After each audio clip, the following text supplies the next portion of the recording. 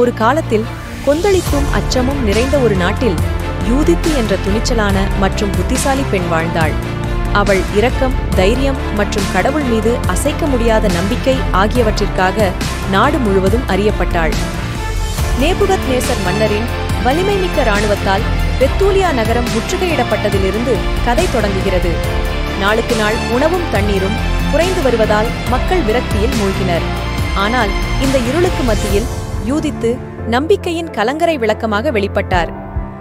நிலைமை மோசமடைந்ததால் பெத்தூலியாவின் தலைவர்கள் எதிரிகளிடம் சரணடைய முடிவெடுத்தனர்.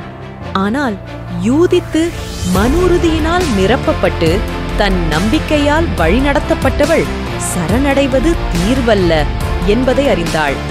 கடவுள் அவர்களை அவர்களின் துயரத்திலிருந்து விடுவிப்பார் என்று அவள் நம்பினாள்.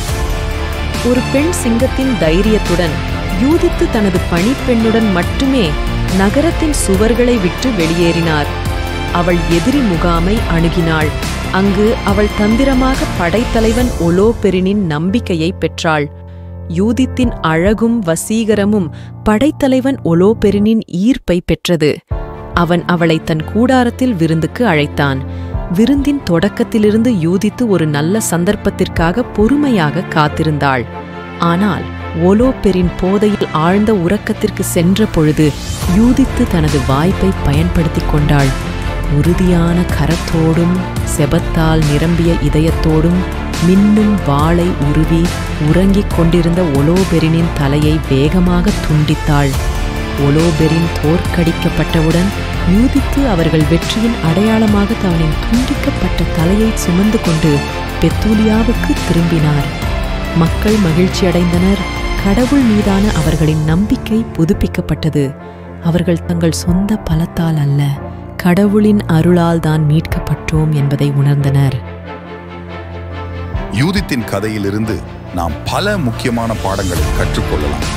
வெளித்தோற்றத்தில் கடக்க முடியாத முரண்பாடுகள் இருந்தாலும் தைரியத்தின் மதிப்பை நாம் கற்றுக்கொள்ளலாம்.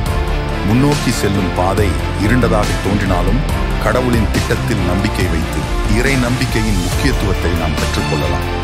உண்மையான வெற்றி வன்முறை அல்லது ஆக்கிரமிப்பில் இருந்து அல்ல, மாறாக நேர்மை மற்றும் பணிவு ஆகியவற்றிலிருந்து வருகிறது என்பதை நாம் அறியலாம். ஆகவே நம்பிக்கையாளர்களின் இதயங்களில் அற்புதங்களை செய்கிற கடவுளின் மாட்சியை புகழ்வோம். வலிமை, தைரியம் மற்றும் அசைக்க முடியாத நம்பிக்கை கொண்ட பெண்ணான யூதித்தின் கதையை நினைவில் கொள்வோம்.